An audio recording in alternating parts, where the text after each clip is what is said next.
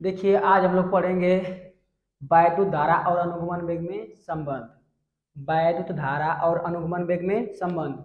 इससे पहले हम आप लोग को वैद्युत धारा और अनुगमन वेग क्या होता है उसको पढ़ा चुके हैं। आज पढ़ाएंगे वैद्युत धारा और अनुगमन वेग में संबंध। एक बार उसको रिवीजन करते हैं और देखते हैं। तो आप लोग अपना तैयारी अभी से शुरू कर दीजिए, क्योंकि आप लोग का एग्जाम जो आ रहा है वह आप लोग करीब आ रहा है। और यह एग्जाम के व्यू पॉइंट से जो देखा जाए तो अनुगमन वेग और वैद्युत धारा में जो संबंध होता है यह बहुत इंपॉर्टेंट होता है। इसलिए आप लोग पढ़ाई कीजिए तो मन से कीजिए। देखिए, एक बार समझ लीजिए, वैद्युत धारा, वैद्युत धारा जिसे कहते हैं electric current, ELECTRIC, electric current किसे कहेंगे? तो बताइए, अगर कहीं पानी का जमाव है तो उसे हम कहते हैं पानी। लेकिन जैसे ही पानी बहना शुरू कर दे, पानी बहना शुरू कर दे, उसको हम कहते हैं पानी की धारा।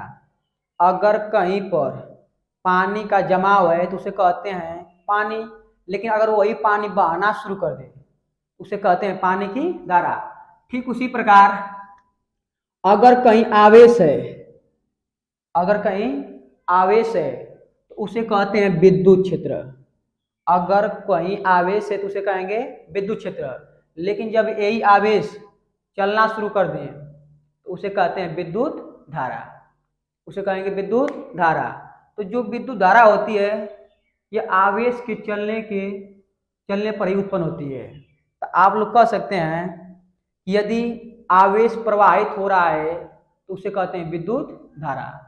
यह तो व्यवहारिक परिभाषा हो गई, लेकिन जो गणितीय परिभाषा होती है उसको आप लोग जानते हैं कि आवेश प्रवाह की दर को, आप लोग कक्षा 10 में भी पढ़े होंगे, आवेश प्रवाह की दर को कहते हैं विद्युत धारा।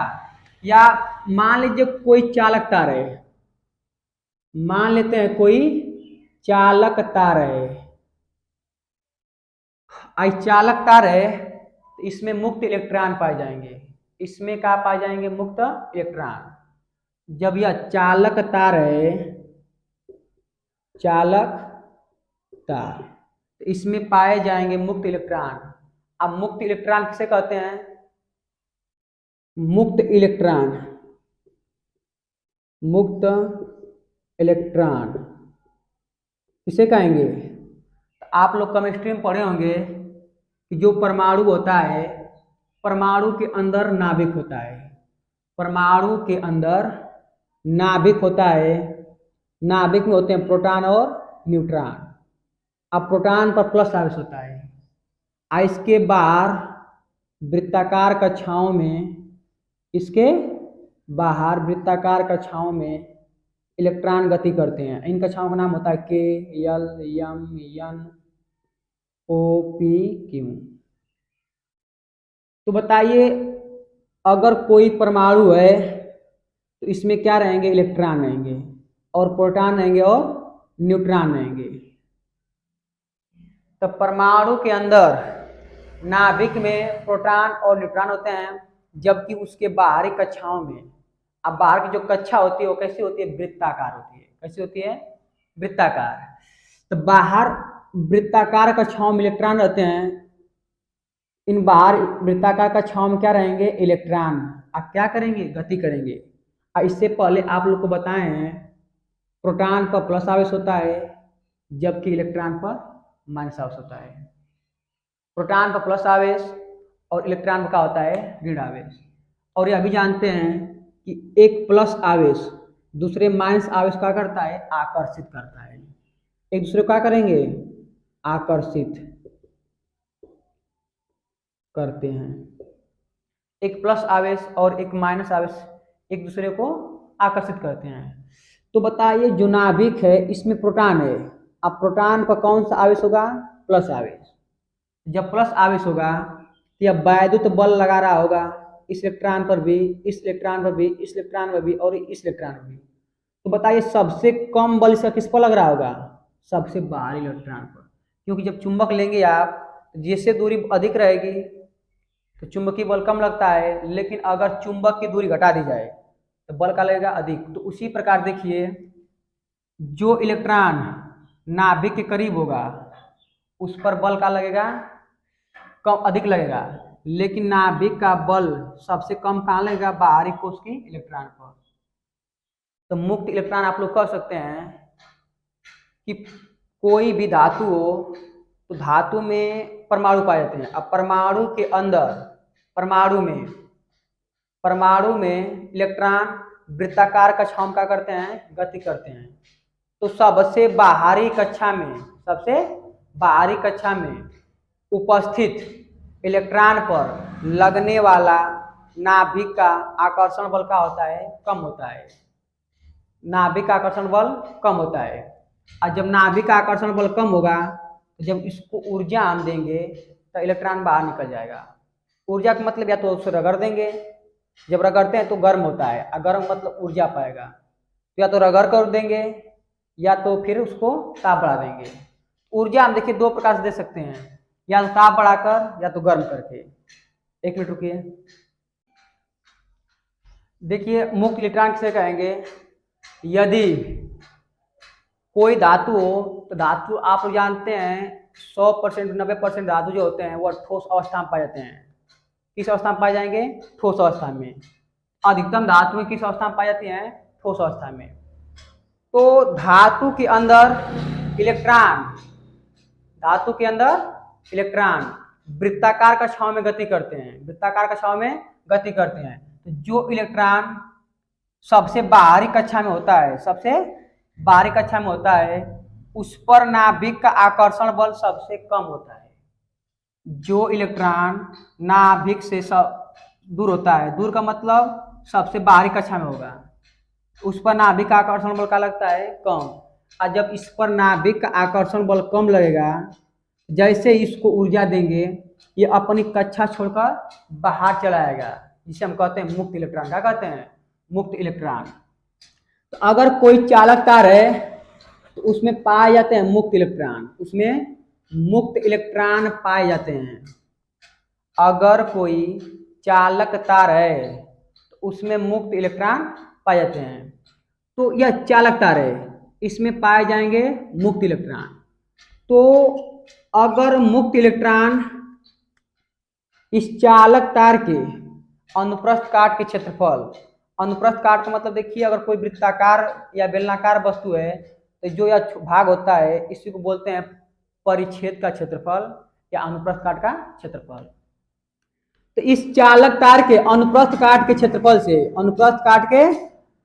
से एक सेकेंड में जितना इलेक्ट्रॉन प्रवाहित कर जाएंगे उसी को कहते हैं वैद्युत धारा कहते हैं। तो किसी चालक तार के अनुप्रस्थ काट के क्षेत्रफल से एकांक समय में या बोल लीजिए 1 सेकेंड में। देखिए यह अनुप्रस्थ काट का क्षेत्रफल है।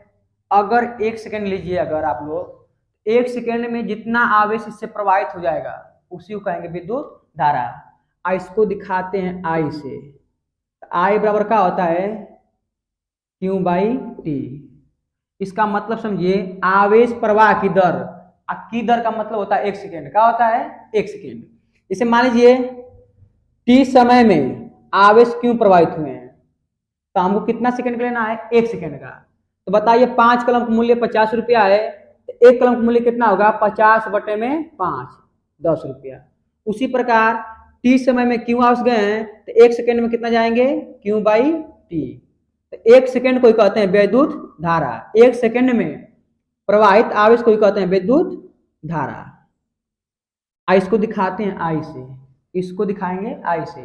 अब वैद्युत धारा एक अदिश राशि होती है, इसका मात्रक होता है, आवेश का मात्रक कूलाम और समय का मात्रक सेकेंड, या इसी को एक शब्द में कहते हैं एम्पियर। आप लोग वैद्युत धारा आप समझ चुके होंगे। आज का जो टॉपिक है हम उस पर चलते हैं। तो वैद्युत धारा किसे कहेंगे, तो आप लोग दो तरह से बोल सकते हैं। आवेश प्रवाह की दर को वैद्युत धारा कहते हैं, या किसी चालक तार के किसी चालक तार के अनुप्रस्थ काट, देखिए यही अनुप्रस्थ काट है, अनुप्रस्थ काट के क्षेत्रफल से 1 सेकंड में या एकांक समय में बहने वाले आवेश को या प्रवाहित होने वाले आवेश को कहते हैं विद्युत धारा। अब विद्युत धारा एक अदिश राशि होती है, इसको हम प्रदर्शित करते हैं आई से। आई बराबर होता है Q अपान टी। आवेश का मात्रक कूलाम और समय का मात्रक का होता है सेकेंड, या इसी को एक शब्द में कहेंगे एम्पियर। एम्पियर। कोई दिक्कत? आज का हम लोग का टॉपिक है वैद्युत धारा और अनुगमन वेग में संबंध, क्योंकि आप लोग को अनुगमन वेग में पढ़ा चुका हूं, अब आज पढ़ाना है वैद्युत धारा और अनुगमन वेग में संबंध। वैद्युत धारा और अनुगमन वेग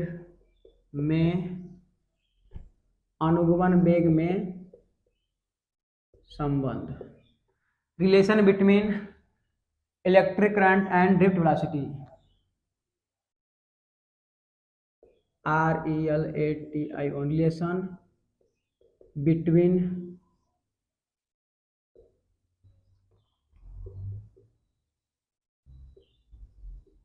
electric current and drift velocity. Drift velocity. Relation between electric current and drift velocity. वैद्युत धारा और अनुगमन वेग में संबंध। वैद्युत धारा आप लोग समझा चुके हैं और अनुगमन वेग को एक बार उसको रिवीजन कर रहे हैं। अगर आप लोग नहीं पढ़े हैं तो मेरे पहले वाले वीडियो देखिए, उसमें आप लोग को अनुगमन वेग पढ़ा चुके हैं। कक्षा 12 राम जी सर 4 को 4 आप लोग सर्च मारिए और देखिए, कक्षा 12 का पहला चैप्टर पढ़ा चुके हैं और यह पढ़ा रहे हैं वैद्युत धारा। वैद्युत धारा में केवल अनुगमन वेग पढ़ाए हैं और अनुगमन वेग के बाद आज पढ़ा रहे हैं, इसलिए वैद्युत धारा को एक बार रिवीजन किए हैं। अनुगमन वेग किसे कहेंगे? तो आप लोग को बताए थे कि अगर चालक जो तार है, अगर इस चालक तार को बैटरी से जोड़ दिया जाए, बैटरी से या सेल से जोड़ दें, तो जब बैटरी या सेल से जोड़ेंगे इस चालक तार के दोनों सिरों पर विभवांतर स्थापित हो जाता है। और जब विभवांतर स्थापित होगा तो इसमें वैद्युत क्षेत्र उत्पन्न होगा, और जैसे ही वैद्युत क्षेत्र उत्पन्न होगा तो इसमें रहेंगे मुक्त इलेक्ट्रॉन, अब मुक्त इलेक्ट्रॉनों को लगेगा वैद्युत बल। तो जो वैद्युत बल लग रहा है इन पर, वह इन इलेक्ट्रॉनों को एक सूक्ष्म और नियत वेग से चालक तार की लंबाई के अनुसार क्या कराता है? गति कराता है। उसी गति को या वेग को हम लोग कहते हैं अनुगमन वेग। तो आप लोग परिभाषा में लिख सकते हैं कि जब किसी चालक तार को बैटरी या सेल से जोड़ा जाता है तो उसके सिरों में विभवांतर स्थापित होता है, जिसके कारण इलेक्ट्रॉनों को वैद्युत बल लगता है। तो अनुगमन वेग एक जो इलेक्ट्रॉन होते हैं वह एक सूक्ष्म और नियत वेग से ही आगे बढ़ पाते हैं, क्योंकि जब बल लगेगा त्वरित गति से उन्हें बढ़ना चाहिए, लेकिन ऐसा नहीं होता क्योंकि अपने आसपास के धरानों से टकराते रहते हैं और टकराते टकराते क्या होता है कि एक सूक्ष्म और नियत वेग ही पाते हैं, जिसे हम लोग कहते हैं अनुगमन वेग, और इसको दिखाते हैं VD से। तो आज अनुगमन वेग VD और वैद्युत धारा I में संबंध पढ़ाएंगे आप लोग को। देखिए, अनुगमन वेग VD और वैद्युत धारा में संबंध। तो देखिए, एक चालक तार पर आप लोग विचार कीजिए कि एक चालक तार है, चालक तार है, इस पे आप लोग विचार कीजिए। जब चालक तार है, इसकी कुछ न कुछ लंबाई होगी, तो मान लीजिए इसकी लंबाई L है, मान लीजिए इसकी लंबाई L है। आज जब चालक तार है तो इसका जो आप लोग देखें कोई भी तार होगा उसका जो अनुप्रस्थ काट होता है वो होता है वृत्ताकार।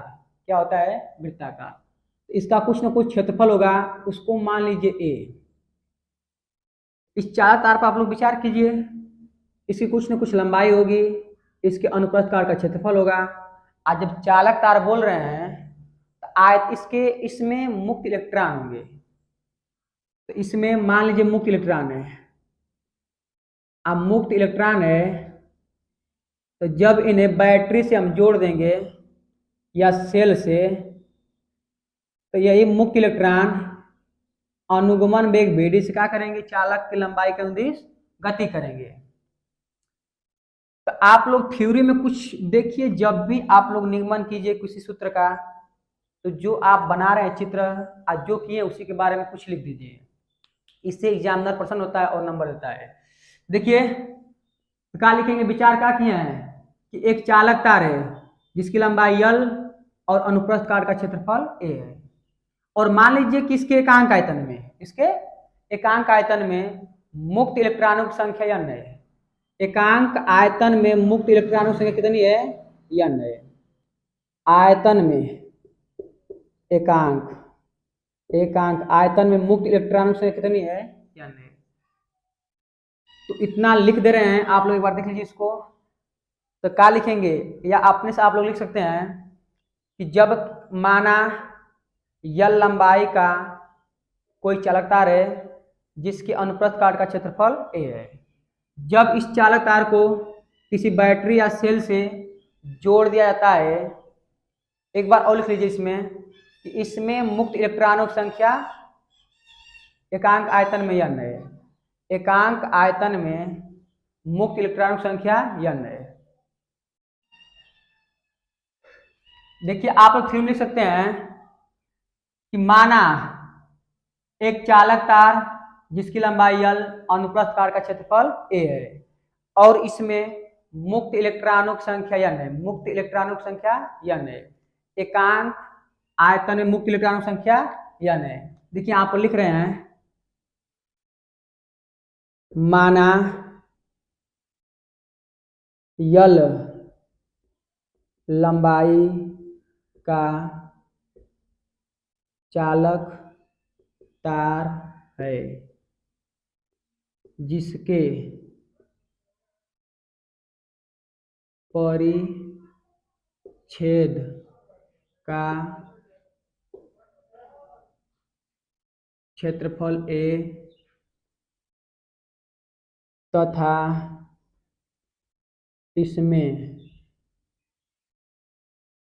तथा इसके एकांक आयतन में मुक्त इलेक्ट्रॉनों की संख्या n है। तो माना L लंबाई का कोई चालक तार है जिसके परिच्छेद का क्षेत्रफल A और इसके एकांक आयतन में मुक्त इलेक्ट्रॉनों की संख्या कितना माने है, n मान लीजिए। तो जब इस चालक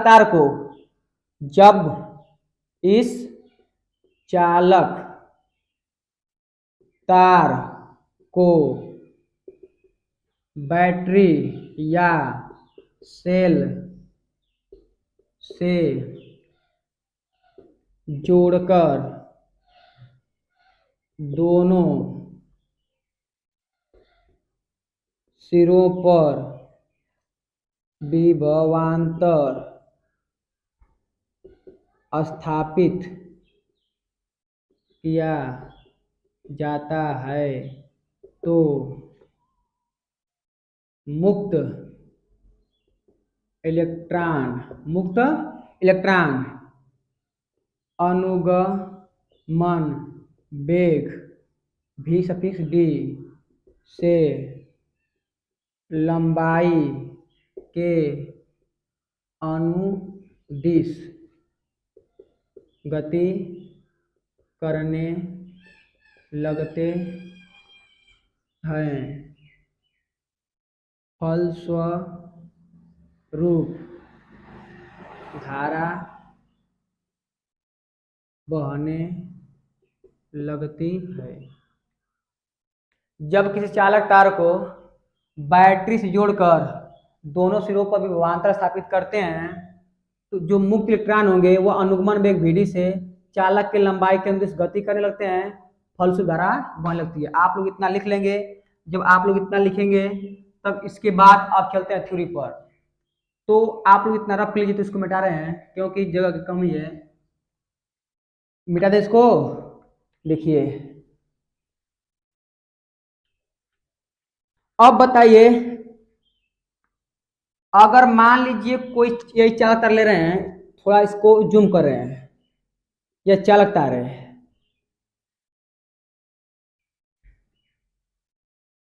अब ध्यान दीजिए, अगर मान लीजिए इसका अनुप्रस्थ काट का क्षेत्रफल है, यह सब इलेक्ट्रॉन भरे हैं, यह सब क्या है, मुक्त इलेक्ट्रॉन है। यहाँ पर मुक्त इलेक्ट्रॉन ई है, मान लीजिए सभी स्थान पर होंगे। तो मान लीजिए यह सभी इलेक्ट्रॉन 1 सेकेंड में इसको पार कर जा रहे हैं। सभी इलेक्ट्रॉन, यहाँ के जो स्थित इलेक्ट्रॉन है वह 1 सेकेंड में इसको क्या कर रहे हैं, पार कर रहे हैं। तो बताइए, इनसे जो पहले के इलेक्ट्रॉन है वह भी तो पार कर जाएंगे, क्योंकि सबका अनुगमन वेग क्या होता है, समान होता है। तो जब यह इतना दूरी पर स्थित जब इलेक्ट्रॉन इसको 1 सेकेंड में पार कर जा रहे हैं, इसका मतलब इसके आगे के जो इलेक्ट्रॉन है वो भी क्या कर जाएंगे, इसके पार कर जाएंगे। और जो आगे के इलेक्ट्रॉन होंगे वो आगे पहुंच जाएंगे, और जो पीछे के इलेक्ट्रॉन है पीछे रह जाएंगे, यहाँ पर आएंगे। तो बताइए, 1 सेकेंड में इलेक्ट्रॉन कुछ न कुछ आयतन घेर रहे हैं कि नहीं घेर रहे हैं? कितना आयतन घेरेंगे? 1 सेकेंड में यहाँ का इलेक्ट्रॉन इसको पार कर रहा है, इसका मतलब इसके अंदर के जो इलेक्ट्रॉन होंगे वो अभी 1 सेकेंड में पार कर जाएंगे। तो जब इस साइड आएंगे तो कुछ न कुछ स्थान घेरेंगे। तो कितना स्थान घेरेंगे? तो अगर उनके द्वारा चली गई दूरी में इसके क्षेत्रफल से यदि हम गुणा कर दें, इसके क्षेत्रफल से गुणा कर दें तो हमें मिलता है आयतन, क्योंकि आयतन बराबर होता है लंबाई गुणे चौड़ाई और गुणे ऊंचाई। इसका मतलब इसका मात्रक होगा घन इकाई, और इसका मात्रक मीटर, इसका मात्रक मीटर, और इसका मात्रक मीटर। और जब मीटर मीटर गुणा करते हैं तो क्या आता है, मीटर क्यूब। आयतन का मात्रक क्या हो जाएगा, मीटर क्यूब।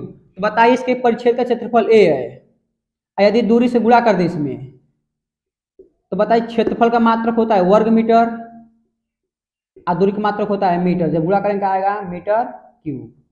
तो आयतन हमें प्राप्त हो जाएगा। लेकिन दिक्कत यहाँ है कि दूरी निकालें तो निकालें कैसे?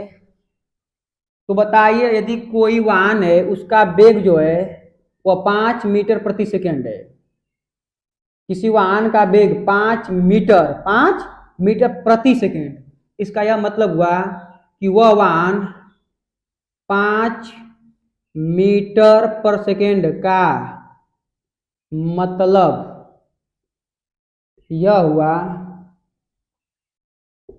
कि वाहन 1 सेकेंड में, प्रति सेकेंड का मतलब 1 सेकेंड में, 1 सेकेंड में 5 मीटर की दूरी तय करेगा।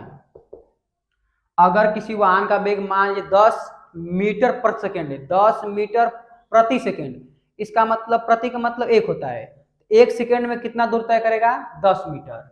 अब बताइए, इलेक्ट्रॉनों का वेग कितना है? इलेक्ट्रॉनों का जो वेग है वह VD, क्योंकि अनुगमन वेग से गति कर रहे हैं, इनका वेग क्या है, VD मीटर पर सेकेंड।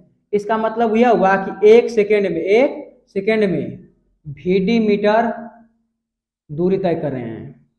तो बताइए, जो इलेक्ट्रॉन होंगे, मुख्य इलेक्ट्रॉन 1 सेकेंड में कितना दूरी तय करेंगे, VD। इसका मतलब यहाँ का जो इलेक्ट्रॉन होगा कितना दूरी तय करेगा, VD दूरी। जो मतलब यहाँ के इलेक्ट्रॉन सबसे अधिक दूर वही गया होगा इसमें स्थान घेरने में, तो सबसे अधिक दूर यही आया है। तो कितना दूरी चला होगा, VD दूरी, क्योंकि 1 सेकेंड ले रहे हैं। 1 सेकेंड में VD मीटर गया है। अगर इस VD में दूरी में यदि हम क्षेत्रफल से गुणा कर दें, यही क्या हो जाएगा, आयतन, A इंटू VD। कोई दिक्कत नहीं। इसको आप लोग एक बार दोबारा देखिए जब तक ना समझ में आ जाए। इसको आप लोग लिख सकते हैं नोट में समझने के लिए। अब चलते हैं टॉपिक को, देखिए अपने, इसको समझ लीजिए आप लोग एक बार। तो बताइए, अब लिखेंगे 1 सेकेंड। 1 सेकेंड क्यों लेंगे? 1 सेकेंड इसलिए लेंगे क्योंकि हमें इसकी दूरी निकालना है, और जब दूरी निकालना है तो इनका वेग पता है। जब वेग पता है तो 1 सेकेंड जैसे ही कहेंगे वही वेग का बन जाएगी दूरी। अब लिखेंगे 1 सेकेंड में, 1 सेकेंड में मुक्त इलेक्ट्रॉनों द्वारा घेरा गया आयतन कितना होगा, ए बी डी। कितना होगा, इसको आप लोग रख कर लीजिएगा, इसका कितना होगा, ए बी डी। घेरा गया आयतन कितना होगा, ए इंटू बी सफिक्स डी।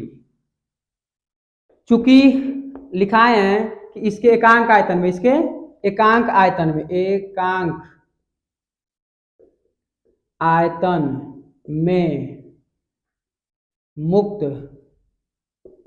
इलेक्ट्रॉनों की संख्या कितनी है, n। इसलिए इसे एक कलम का मूल्य 5 रुपया, 10 कलम का मूल्य कितना हो जाएगा, गुणा करते हैं। इसे मान लीजिए एक कलम का मूल्य 5 रुपया, 10 कलम का मूल्य कितना हो जाएगा, 50 रुपया। उसी प्रकार एकांक आयतन में इतने इलेक्ट्रॉन है, इतने आयतन में इलेक्ट्रॉन का जब संख्या निकालना हो तो इससे क्या कर देंगे, गुणा कर देंगे, लिखेंगे। इसलिए ए भी डी आयतन में इलेक्ट्रॉनों की संख्या कितना हो जाएगी, एन ए भी डी, एन ए भी डी। अब बताइए, यह 1 सेकेंड की बात है, लेकिन अगर हम 30 सेकेंड में लें तो इलेक्ट्रॉन संख्या कितना आ जाएगी। अगर 1 सेकेंड में इतना इलेक्ट्रॉन आ रहे हैं, मान लीजिए 1 सेकेंड में 10 इलेक्ट्रॉन आ रहे हैं, तो 2 सेकेंड में 20, 3 सेकेंड में 30, तो बताइए 1 सेकेंड में इतना इलेक्ट्रॉन है तो 30 सेकेंड में कितना आ जाएंगे, 30 से गुणा कर देंगे। अतः टी सेकेंड में इलेक्ट्रॉनों की संख्या कितना आ जाएगी, टी एन ए भी डी। अब देखिए अनुगमन वेग तो हमें पता चल गया, लेकिन इसमें हमें संबंध स्थापित करना है वायुविद्युत धारा और अनुगमन वेग में। तो आप लोग को अभी बताएं कि वायुविद्युत धारा का जो सूत्र होता है आई बराबर क्यू बटा के टी, आई बराबर क्यू बटा के टी। तो देखिए अब इस चित्र का कोई काम नहीं है, तो आई बराबर होता है क्यू बटा के टी। आप लोग जानते हैं क्यू बराबर होता है या नहीं, क्यू बराबर या नहीं। क्यू क्या है, आवेश है, यन क्या है, इलेक्ट्रॉनों की संख्या, इलेक्ट्रॉनों की संख्या। यहाँ पर ई क्या है, इलेक्ट्रॉन, ई क्या है, इलेक्ट्रॉन है। तो देखिए आई बराबर होता है क्यू बटा में टी, इसको हम लिख सकते हैं आई बराबर क्यू के स्थान पर यन आई बटा में टी। तो अब बताइए आई बराबर यन का मान कितना है, यन का मतलब इलेक्ट्रॉनों की संख्या। तो टी सेकेंड में कितने इलेक्ट्रॉन है, टी एन ए भी डी। अब बटा में क्या है, टी, टी से टी का हो जाएगा, कट जाएगा। आई बराबर एन ए, यहाँ पर और है ई, एन ए भी सफिक्स डी ई। यही है वैद्युत धारा और अनुगमन वेग में संबंध, वैद्युत धारा और अनुगमन वेग में संबंध। तो सबसे समझने वाली जो बात है यहीं पर है, 1 सेकेंड में मुक्त इलेक्ट्रॉन द्वारा घेरा गया आयतन। तो बताइए 1 सेकेंड में मुक्त इलेक्ट्रॉन इतना आयतन घेरते हैं, और चूंकि हम लोग जानते हैं कि एकांक आयतन में मुक्त इलेक्ट्रॉनों की संख्या n माने हैं, तो इतना आयतन में कितने इलेक्ट्रॉन हो जाएंगे, n से गुणा कर दिए। तो यह 1 सेकेंड की बात है, अगर t सेकेंड की बात हो तो t से गुणा कर देंगे। तो अब वैद्युत धारा हमें किसी प्रकार चाहिए, हमें किसी भी प्रकार से क्या चाहिए, वैद्युत धारा। तो अभी अभी सूत्र पढ़े हैं कि होता है आई बराबर क्यू बटा के टी, और क्यू बराबर क्या होता है, यन नहीं, यन का है मुक्त इलेक्ट्रॉनों की संख्या, ई इलेक्ट्रॉन है, क्यू का है आवेश। तो क्यू बराबर यन नहीं, यन का है मुक्त इलेक्ट्रॉनों की संख्या, इलेक्ट्रॉनों की संख्या वहां पर रख दिए हैं, और ई अब बटा में क्या है टी, टी से टी कट गया, क्या बचा एन ए भी डी ई। यही अनुगमन वेग और धारा में संबंध है। तो आप लोग एक बार ना 2 बार देखिए इसको। अब इसके बाद अगले टॉपिक है धारा घनत्व, उसको भी देख लीजिए यहीं पर, क्योंकि कभी कभी क्या होता है कि पूछता है कि धारा, वैद्युत धारा और धारा घनत्व में संबंध बताइए, या अनुगमन वेग और धारा घनत्व में संबंध बताइए। तो एक बार देखिए ध्यान से, धारा घनत्व इलेक्ट्रिक करंट डेंसिटी, धारा घनत्व का मतलब होता है करंट डेंसिटी, करंट डेंसिटी। तो what is the definition of current density, current density किसे कहते हैं या उसकी परिभाषा क्या होती है? धारा घनत्व से कहते हैं करंट, CURRENT, करंट डेंसिटी। देखिए नोट पॉइंट में धारा घनत्व को, धारा घनत्व को J से प्रदर्शित करते हैं, J से प्रदर्शित करते हैं। जो धारा घनत्व होता है इसे J से प्रदर्शित करते हैं। धारा घनत्व कौन सी राशि होती है? सदिश राशि। यह सदिश राशि होता है। धारा घनत्व को हम J से प्रदर्शित करेंगे और यह एक सदिश राशि होता है। अब देखिए धारा घनत्व को दिखाते हैं J से, तो J बराबर होता है I बटा में A, J बराबर होता है I बटा में A। अब यहीं से आप लोग परिभाषा इसका बनाइए। इसका मात्रक क्या हो जाएगा? धारा का मात्रक एम्पियर, क्षेत्रफल का मात्रक मीटर स्क्वायर। इसका मात्रक हो जाएगा, इसका मात्रक एम्पियर पर मीटर स्क्वायर। धारा घनत्व को दिखाते हैं जैसे यह एक सदिश राशि होता है और इसका मात्रक होता है एम्पियर पर मीटर स्क्वायर। देखिए धारा घनत्व बराबर होता है I बट अपान A।